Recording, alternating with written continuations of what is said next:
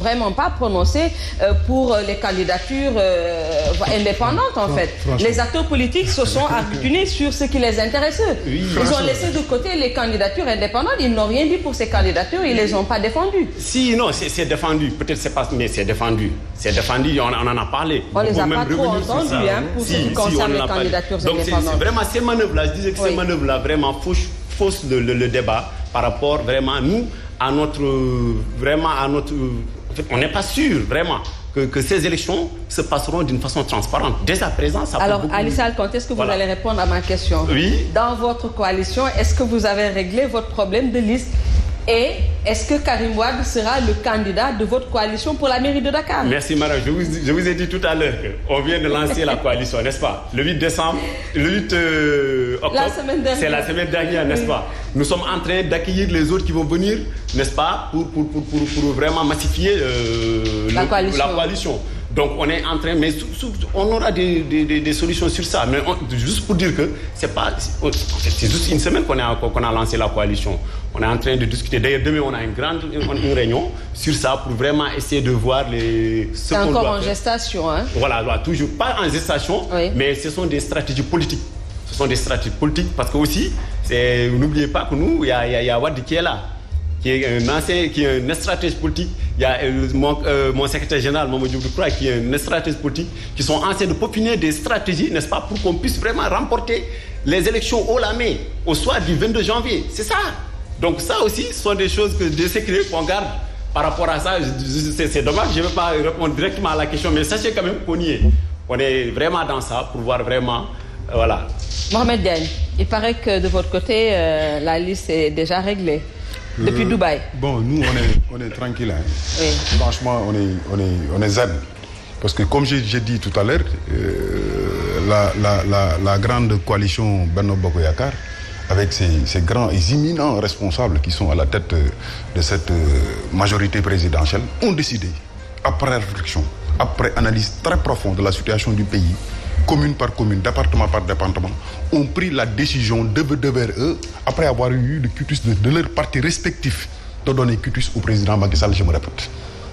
Cela ne veut pas dire que le président s'est caché dans sa chambre ou dans Dubaï ou dans, je ne sais pas, un autre lieu où ils pourront en tout cas dire, pour prendre une décision et dire voilà, moi j'ai pris la décision, telle sera là, telle sera là. Nous, on est des politiques. Nous sommes dans des partis politiques. Si on n'est pas d'accord, on le dit. Et ça, les gens le savent. Et la liste est déjà faite, attendez, oui ou non? Je vais vous faire comprendre que nous n'aurons pas ce problème. On va rencontrer certainement des difficultés. Et ça, c'est dans l'ordre normal des choses. On ne peut pas avoir une aussi grande coalition et dire qu'on ne va pas rencontrer des problèmes d'investiture. On va les rencontrer. Vous ne pas les conséquences de ces problèmes d'investiture? Vous savez, il n'y aura jamais d'élection au Sénégal où un parti au pouvoir, une coalition de partis au pouvoir aille aux élections, qu'il n'y ait pas des gens qui vont faire des votes sanctions ou des gens qui vont prendre d'autres chemins. Ce n'est pas possible. Même eux de l'opposition, ils vont rencontrer ces difficultés. Et vous ne craignez pas le retour de bâton? Nous, attendez. Le retour de bâton, il faut demander ça à ceux-là qui vont transiger les règles. Mais vous parlez de votre sanction, en fait. Mais attendez, c'est de ça que je parle. Oui. C'est-à-dire les gens qui ont pris la décision ou la responsabilité de choisir une autre voie que le Benno Bokk Yakaar, mais ces gens-là, ils peuvent s'attendre à des retours de bâton. C'est tout à fait normal. Quand on met des règles, on établit une façon de fonctionner et que vous mettez au-dessus de ces règles-là pour faire autre chose, mais il faut s'attendre à... Mais cela pourrait provoquer une dislocation des voix également. Mais cela ne va pas, outre mesure, nous déranger. Nous savons, et nous le savons pertinemment, et eux-mêmes ils le savent pertinemment, que nous sommes en tout cas la coalition majoritaire dans ce pays et nous allons continuer à l'être jusqu'au-delà de 2035. Ça c'est clair. Et ça c'est ici que je vais le dire et je vais revenir ici pour le dire en 2035, Inch'Allah. Avec quel candidat? Permettez-moi, puisqu'ils sont deux. Avec quel candidat? Très rapidement, on y reviendra. S'ouvrez un peu. D'accord, Michel Sall, mais s'ouvrez un peu pour m'entendre. Alors, le président de la République, ils ont parlé. Le président Macky Sall n'a jamais pris la décision et n'a jamais dit nulle part où le jour où il sera président de la République, il ne sera pas président de parti. Il ne l'a jamais dit. C'est un homme responsable. Les assises l'ont appelé. Ils lui ont demandé de signer la charte. Il l'a signé sous réserve. Et cette réserve-là, c'est dire que lui, il n'est pas d'accord sur le principe. Ça, c'est son droit le plus absolu.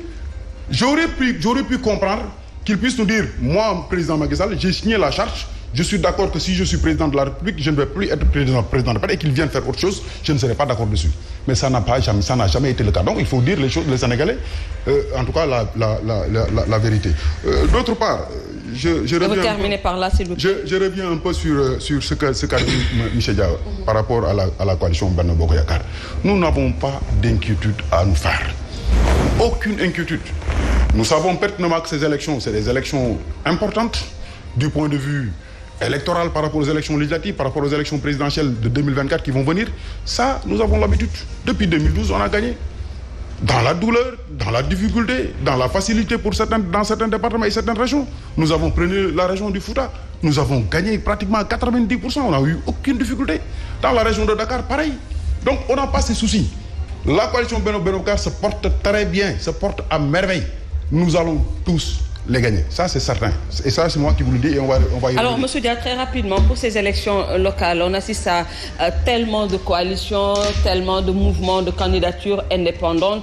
Est-ce que, quelque part, cela n'aura pas des conséquences sur l'électorat? C'est tout à fait normal. C'est tout à fait normal. J'ai dit tout à l'heure qu'il est normal que des citoyens expriment leur ambition, leur désir de prendre en charge les aspirations de leur communauté. Cela est tout à fait normal. Ce qui n'est pas normal, c'est que Benno Bokk Yakaar, en tout cas, veuille donner l'impression qu'elle constitue une coalition majoritaire qui est en passe de gagner. C'est ça qui est dommage.